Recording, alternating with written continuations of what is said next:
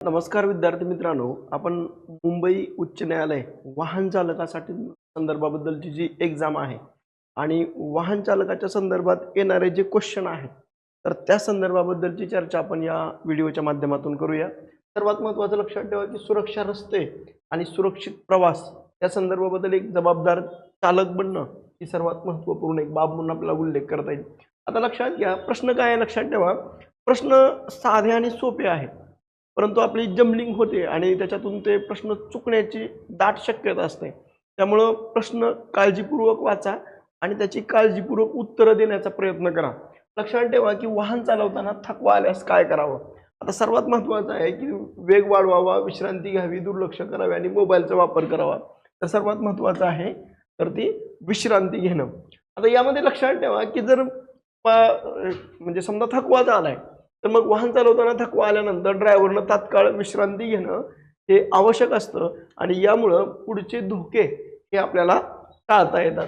Next आहे वाहनाच्या आरशाचा उपयोग कशासाठी होतो। अर्थात लक्षात ठेवा की आपण आरशाचा उपयोग केवळ आणि केवळ कशासाठी करतोय, मागील वाहतूक पाहण्यासाठी म्हणून आपण याचा उपयोग करतोय।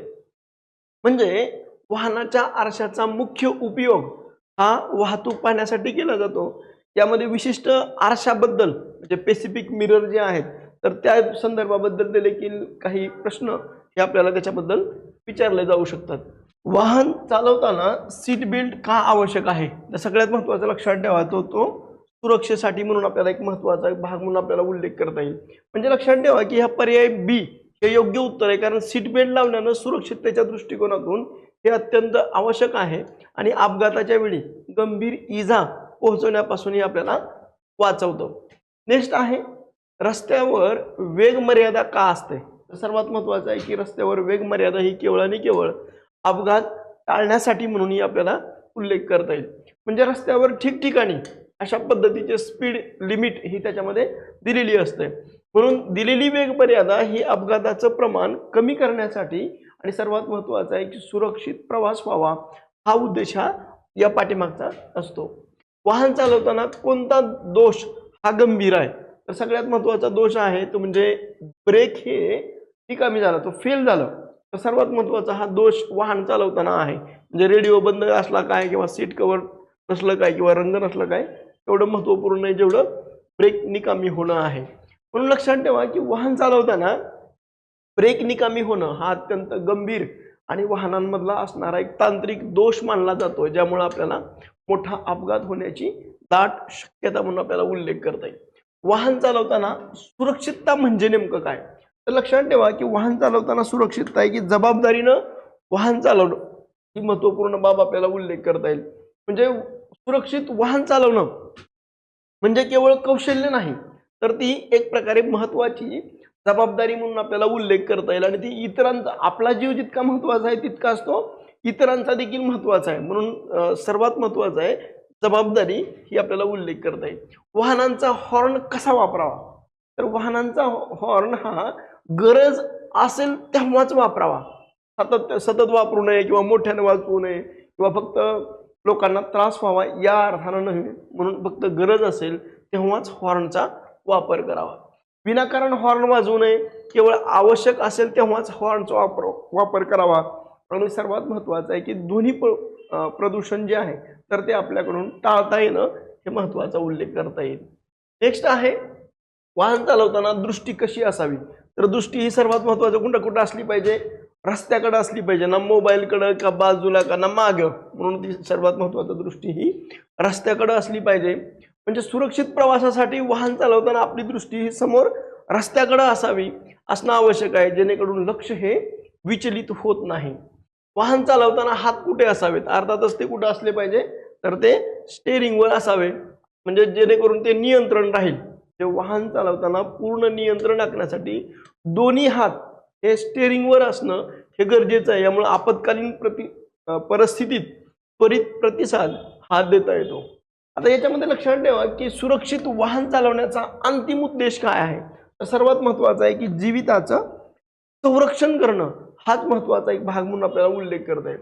म्हणजे सुरक्षित वाहन चालवण्याचा सर्वात महत्त्वाचा आणि अंतिम उद्देश हे जीवित संरक्षण करणं असतो। आयुष्य हे शेवटी अनमोल आहे. तर या संदर्भात लक्षात ठेवा की रस्त्यावरील अपघात टाळण्यासाठी आणि स्वतःचा तसेच इतरांचा जीव वाचण्यासाठी रहदारीचे नियम पाळणं हे आवश्यक आहे. हे शिस्तबद्ध वाहन चालवणं, वेळेची आणि सुरक्षिततेची सांगड घालणं, कायद्याचं पालन करून हे दंड टाळणं सर्वात महत्त्वाचं आहे. आता सगळ्यात महत्त्वाचा जो क्वेश्चन आहे तो म्हणजे ट्रॅफिक सिग्नल, रस्त्यावरील खुणा आणि त्याचे नेमके अर्थ काय या संदर्भाबद्दलची चर्चा आपण करूया. पिवळ्या सिग्नलचा अर्थ काय होतो? तर पिवळ्या सिग्नलचा अर्थ होतो तयार राहा. हा एक पिवळ्या सिग्नलचा अर्थ आपल्याला सांगता येईल. म्हणजे आपण ज्यावेळी गाडी चालवत असतो त्यावेळेला आपल्याला लाल, पिवळा आणि हिरवा अशा प्रकारचे सिग्नल पाहायला मिळतात. त्यावेळेस पिवळा सिग्नल ज्या वेळेला लागत असतो त्यावेळेला आपण सिग्नलवरती तयार राहणं हे गरजेचं असतं. म्हणजे रेडी, आपण आता जायला सुरुवात करतो असा आपल्याला उल्लेख करता येईल. लाल असेल तर आपण काय केलं पाहिजे? थांबलं पाहिजे. हिरवा असेल, पिवळा लागण्याबरोबर आपण तयार राहिलं पाहिजे आणि हिरवा लागला की आपण काय केलं पाहिजे? जायला सुरुवात केली पाहिजे. म्हणजे हिरवा हा गो, ग्रीन अशा अर्थानं. म्हणजे लाल दिवा हा धोक्याचा आणि थांबण्याचा संकेत आहे. टॉप लाईनच्या मागे गाडी थांबवा. झेब्रा क्रॉसिंग हे पादचाऱ्यांसाठी आपण काय केली पाहिजे? मोकळी ठेवली पाहिजे. आणि इंजिन बंद करून इंजिन देखील आपल्याला वाचवता आलं पाहिजे. रात्रीचं वाहन चालवणं, अंधारात सुरक्षित ड्रायव्हिंग करणं यासाठी महत्त्वाचा प्रश्न आपण पाहूया. म्हणजे रात्री वाहन चालवताना काय टाळावं? तर हाय बीमचा जो अतिवापर आहे तर तो आपण काय केला पाहिजे? टाळला पाहिजे. रात्रीचं वाहन चालवत असताना सुरक्षिततेसाठी हाय बीमचा वापर टाळणं हे गरजेचं आहे. जेणेकरून हाय बीममुळे समोरून येणाऱ्या वाहन चालकाच्या डोळ्यावर प्रकाश पडतो आणि ज्यामुळं अपघात हे होऊ शकतो. त्याच्यानंतरचा आवश्यक कागदपत्राच्या संदर्भाबद्दल प्रश्न आहे की कायदेशीर प्रवासासाठी लागणारी कोणती पूर्तता करणं आवश्यक आहे त्या संदर्भाबद्दलचं. वाहनांसाठी आवश्यक कागदपत्र कोणतं आहे? तर सर्वात महत्त्वाचं एकच कागदपत्र आहे, ते म्हणजे ड्रायव्हिंग लायसन्स तुमच्याकडे असणं महत्त्वाचं आहे. बाकीची कागदपत्र ही नंतरची आहेत. आता लक्षात ठेवा की ज्या वेळेला आपण रस्त्यावर वाहन चालवत असतो त्यावेळेला आपल्याकडे ड्रायव्हिंग लायसन्स असणं महत्त्वाचं आहे. अतिशय आहे. लायसन्स शिवाय गाडी चालवणं हा गंभीर गुन्हा आहे आणि त्यासाठी मोठा दंडही होऊ शकतो. म्हणून लक्षात ठेवा की वाहन चालवत असताना सगळ्यात महत्त्वाचा एक भाग लक्षात ठेवा की तुमच्याकडं RC बुक जे आहे म्हणजे वाहनांच्या नोंदणी प्रमाणपत्र जे आहे तर ते तुमच्याकडे असावं. इन्शुरन्स, वाहनाचा चालू असलेला विमा याची कागदपत्र ही तुमच्याकडे असावी. PUC म्हणजे प्रदूषण चाचणी प्रमाणपत्र जे आहे तर ते असणं आवश्यक आहे. आणि टॅक्स रिसिप्ट म्हणजे भरलेल्या कराची जी पावती आहे तर ती तुमच्याकडे असणं आवश्यक आहे. भाग चौथा जो आहे तर शाळा आणि परिसराच्या संदर्भाबद्दलचा प्रश्न आपण बघूया. जे मुलांच्या सुरक्षिततेसाठी विशेष अशी दक्षता घेणं या संदर्भाबद्दलचा प्रश्न आपण पाहू. म्हणजे शाळा परिसरात वाहन कसं चालवावं? तर शाळा आणि परिसरामध्ये असणारं वाहन हे आपण काय केलं पाहिजे? हळू चालवलं पाहिजे. अच्छा, याच्यामध्ये लक्षात ठेवा की शाळा क्षेत्रामध्ये आपण वाहन चालवत असेल तर आपल्याला विशेष काळजी ही घेतली गेली पाहिजे. यामध्ये अशा परिसरात वाहन हे नेहमी हळू चालवावं, कारण मुलं कधीही रस्ता अचानक ओलांडू शकतात. यासाठी म्हणून आपण हळू चालवावं. ओव्हरटेकिंग करण्याचे जे नियम आहेत ते धोका टाळण्यासाठी योग्य कृती ही कोणती आहे? लक्षात ठेवा की चुकीच्या ठिकाणी ओव्हरटेक केल्यास काय होऊ शकतं? अर्थातच तो अपघात हा होऊ शकतो. यासाठी सर्वात महत्त्वाचं चुकीच्या ठिकाणी ओव्हरटेक करणं हे धोक्याचं आहे. अशा कृतीमुळे भीषण अपघात हा होऊ शकतो. आणि नेहमी समोरचा रस्ता पूर्ण रिकामा असल्याची खात्री झाल्यावरच ओव्हरटेक आपण हे केलं पाहिजे. हा एक महत्त्वाचा नियम पाळा. इंडिकेटरचा वापर करत असताना इतरांशी संवाद साधण्याचं एक प्रकारे काय तर ते माध्यम आहे किंवा साधन म्हणून आपल्याला उल्लेख करता येईल. म्हणून वाहन चालवताना इंडिकेटर कधी वापरावा? तर सर्वात महत्त्वाचं इंडिकेटर हे आपण वळण घेत असताना वापरला गेला पाहिजे. म्हणजे वाहन वळवताना इंडिकेटरचा वापर करणं हे अनिवार्य आहे. आणि नियम न पाळल्यास स्वतःचे आणि समोरच्याचं देखील आपण काय करू शकतो? नुकसान करू शकतो. त्यामुळे इंडिकेटर देणं हे महत्त्वाचं आहे. नियम 7 म्हणजे नियम आणि दंड, कायद्याचा बडगा आणि शिक्षा या संदर्भाबद्दलचा क्वेश्चन आपण पाहू. ट्रॅफिकचा नियम मोडल्यानंतर काय होऊ शकतं? दंड आणि शिक्षा होऊ शकते. हा एक महत्त्वाचा आहे आणि हे आपण टाळलं पाहिजे. हा सर्वात महत्त्वाचा एक भाग आपण महत्त्वाचा सांगितला गेला. म्हणजे ट्रॅफिकचे नियम मोडल्यानंतर कायद्यानुसार काय होतं? दंड होते आणि शिक्षा होऊ शकते.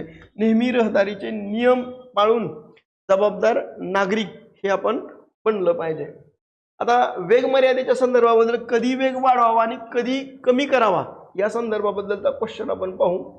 म्हणजे वाहनाचा वेग कशावर अवलंबून असावा, तर लक्षात ठेवा रस्त्याच्या स्थितीवर आहे, हवामानावर आहे आणि ट्रॅफिकवर आहे. म्हणून आपण हे वरील सर्व हे आवश्यक आहे. म्हणून वाहनाचा वेग हा कशावर अवलंबून आहे, तर रस्त्याच्या स्थितीवर आहे, ट्रॅफिकवर आहे आणि हवामानाचा अंदाज घेऊन आपण आपला वेग हा वाढवावा किंवा कमी करावा. म्हणून वाहनाचा वेग हा रस्त्याची स्थिती, हवामान आणि ट्रॅफिक या सगळ्यावर अवलंबून असला पाहिजे. पाऊस, धुके, खराब रस्ता असल्यास वेग कमी ठेवणं हे हिताचं आहे, हा एक आपल्याला भाग सांगता येईल. न विसरता पाळणारे जे नियम आहेत, तर सगळ्यात महत्त्वाचं लक्षात ठेवा की नेहमी सीट बेल्ट वापरा, दुचाकी चालवताना हेल्मेट वापरा, ड्रायव्हिंग करताना मोबाईलचा वापर टाळा आणि मद्यपान करून वाहन चालवू नका. हा एक महत्त्वाचा नियम तुम्ही पाळू शकता. विद्यार्थी मित्रांनो, तुम्हाला जर हा व्हिडिओ आवडला तर तुम्ही लाईक करा, शेअर करा आणि सबस्क्राईब करायला विसरू नका. थँक्यू.